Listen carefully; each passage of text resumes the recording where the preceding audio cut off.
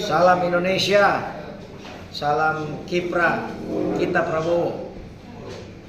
Teman-teman khususnya yang ada di Provinsi Sulawesi Utara, malam ini saya ada di Kota Manado, tepatnya ada di Rumah Pemenangan YSK Victory.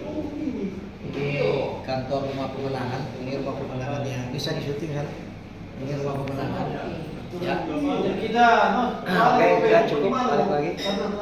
Nah, ini saya lagi malam ini sedang berada di Rumah Pemenangan YSK Victory di Sario.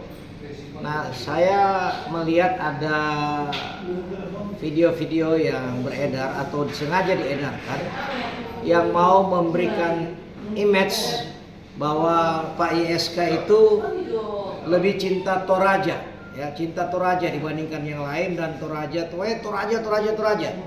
ya, sehingga dianggap dalam wacana itu, narasi itu, YSK tidak layak untuk memimpin Sulawesi Utara sebagai gubernur.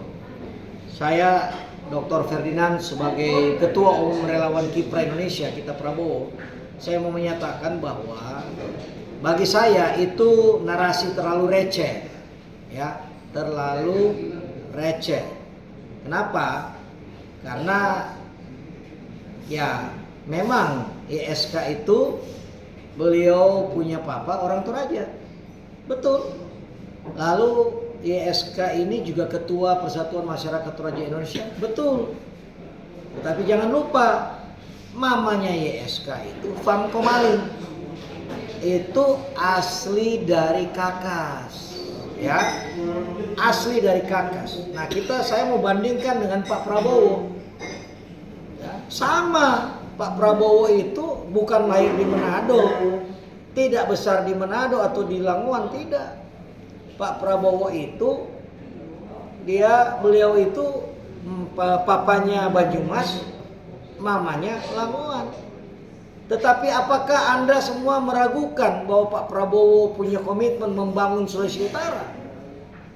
Wah, darah mamanya Lamongan mengalir dan beliau punya komitmen bangun Sulawesi Utara. Jadi terlalu receh narasi mau mengatakan YSK itu orang Toraja dan nggak benar-benar mau membangun Sulawesi Utara. Terlalu receh narasi itu, ya. Pak Prabowo tidak lahir Manado, tidak besar Manado, tapi di mana-mana, bahkan waktu Rapimnas Gerindra beliau katakan, Julius, saya titip kampung halaman mama saya, ibu saya. Artinya Pak Prabowo punya komitmen kuat untuk membangun kampung halaman mamanya, sekalipun Pak Prabowo tidak lahir dan besar di Manado, tapi darah mamanya juga darah Lamongan. Nah, sama dengan Mayor Jenderal Purnawirawan TNI Julius Selvanus Lumba Komaling atau brandednya di Sulawesi Utara YSK. Beliau memang tidak lahir besar di Manado di Sulawesi Utara, tetapi beliau punya komitmen tegak lurus dengan Pak Prabowo, betul-betul ingin membangun Sulawesi Utara. Dan yang paling utama yang mau saya sampaikan, ya, satu komando Pak Prabowo dan Pak YSK apa itu?